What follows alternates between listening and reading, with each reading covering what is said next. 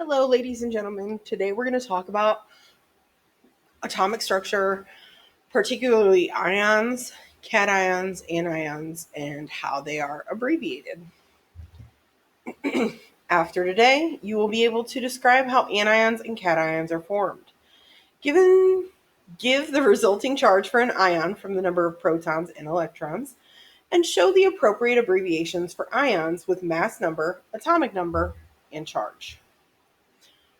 First, what is an ion? An ion is an atom or group of atoms that has a positive or negative charge. Ions form when an atom gains or loses electrons, therefore making the protons and electrons unequal. Their charges, the positive charge and the negative charge, are unequal. Here are some examples. So here we have protons, 3 of them, and we have 4 electrons. Normally, each proton would cancel out 1 electron. Still does. However, when I'm done with my 3 protons canceling out my 3 electrons, I still have 1 negative sign. Therefore, my net charge for this particular atom would be -1. Next, I have 3 protons, 3 positive charges, and 3 electrons, 3 negative charges. Each positive cancels out 1 negative. Therefore, the resulting net charge is 0. Finally, I have 3 protons and only 2 electrons. So 1 proton cancels out 1 electron. Another proton cancels out the second electron, and we are left with a lone proton. Therefore, our charge is +1.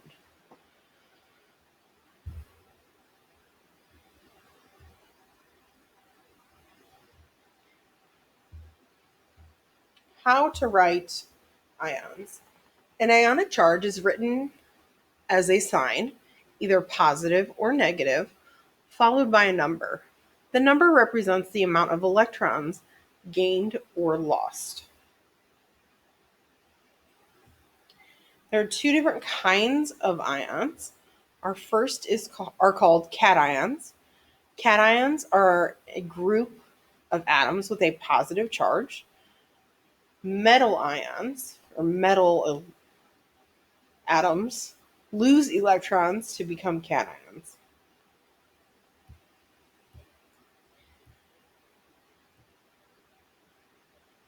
They would have the same name as the element that forms them, but different chemical properties. Example, sodium and calcium.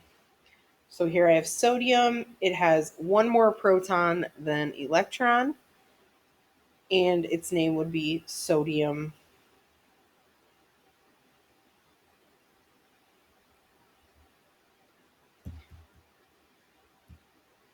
cation. Next we have calcium, which charge would be +2. It would be called calcium cation. The other type of ion is an anion. It stands for atoms or groups of atoms with a negative charge. Nonmetals tend to form ions by gaining electrons. The name of an anion is the element name with IDE on the end. For example, oxygen would have a -2 charge. It would then be called oxide atom. Chlorine would have a -1 charge and therefore be called chloride atom. We'll discuss naming again later in that unit, but just know cations are positive, anions are negative. An easy way to remember that: ion formation is like dieting. Losing electrons is a positive thing. Cations are formed. Another way to remember it is the T in cations looks like a positive. So they're positive charged particles. to remember anion, you have gaining electrons or gaining weights is negative. The anions are formed. It also, when I look at the word anion, it reminds me of a negative ion. All right.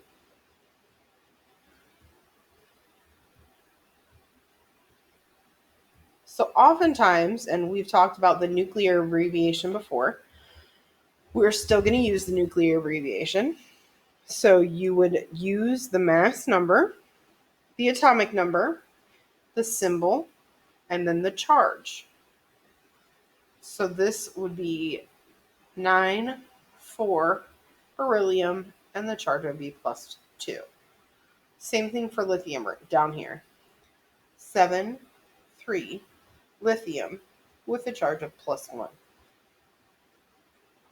Here is some practice. So we have the abbreviation for sulfur.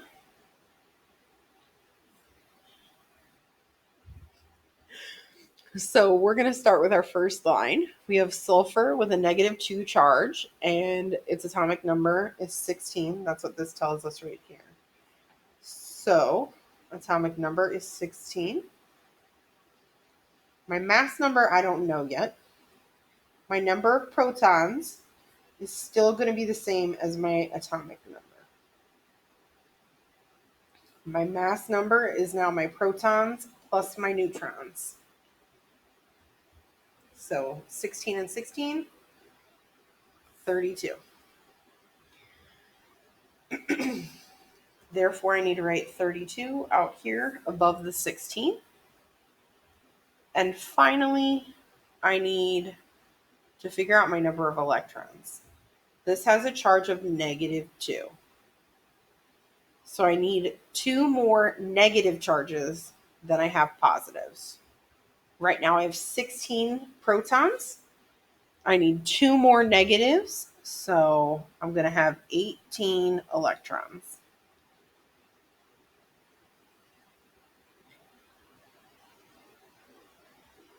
Another way to think of it is if this charge is negative charge, I need to add. Okay, so it's kind of like you do the opposite. All right. Our next line, we have an element with a number, an atomic number of 7. So that goes down here. When I look on my periodic table, number 7 is nitrogen.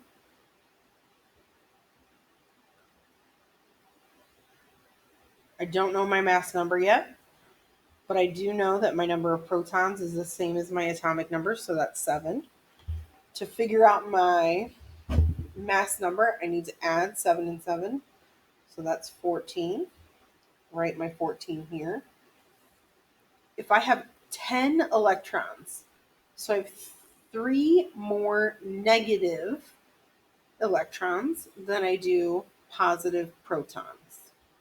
So therefore, my charge is going to be -3. Pause the video right now. See if you can do the other 2 on your own. You can pause it at any point and see if you're understanding. If you're not understanding, you need to ask questions. Okay, continuing. Next, I have element number 17. If the atomic number is 17, then my number of protons is going to be 17. That is chlorine. Okay. My mass number is 35. Go ahead and put that up there. To find out my number of neutrons, I need my mass number minus my atomic number. 35 minus 17, 18. If I have 18 negative electrons and 17 positive protons, then I have 1 more negative electron, so my charge is going to be -1.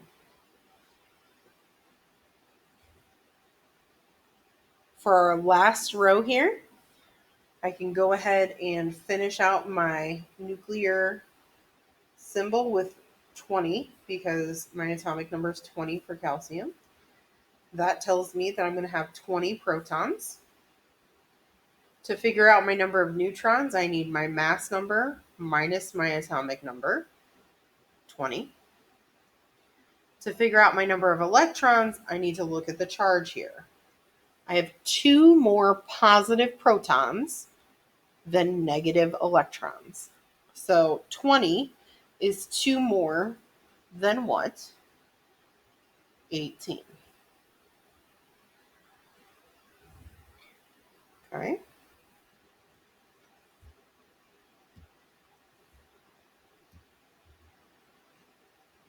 Now we're going to do another chart very similar to your homework.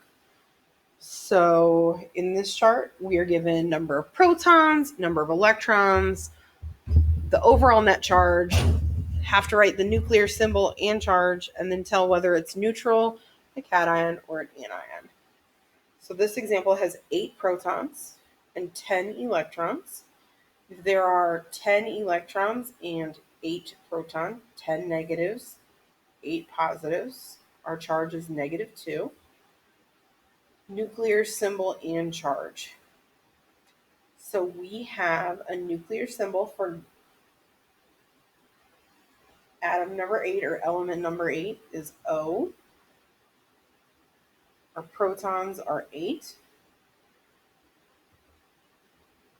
Our charge is -2. In order to find our mass number, we're going to look on the periodic table. We're going to go with the average atomic mass and we're going to make it a whole number. So that's 16. And then we tell whether it's neutral, a cation, or an anion. -2 is the charge right here. So that is an anion. Sorry. An anion. All right. On our second row, we have 29 protons with a charge of +1. So there's 1 more proton than electron. So we have 28 electrons. Over here, writing our nuclear symbol, we know that we're talking about element number 29, which happens to be copper. And if we look on the periodic table, copper has a average atomic mass of 44 of 64, I'm sorry. Okay. Then we need our symbol up here, +1. Our symbol is positive, so then this is a cation. Next we have number 3. We're looking at aluminum. So our protons are 13. Our charge is +3. If our charge is +3, there are 3 more positives than negatives. So that's 10. And then lastly, we have to tell whether this is neutral, cation, or anion. It's positive, so this is a cation. Next, we have element number 9, fluorine. It has no charge. So if there is no charge, there will be 9 or equal numbers of protons and electrons. For our nuclear symbol, we have a 9.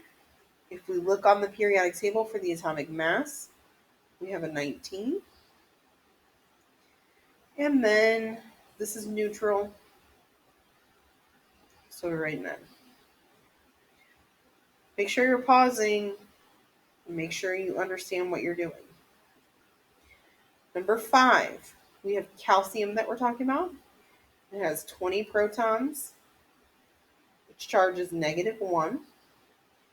Therefore, it has 21 electrons. And it would be an anion. There is homework for you to complete today. Make sure You understand? Make sure you're asking questions if you need to. Have a wonderful day.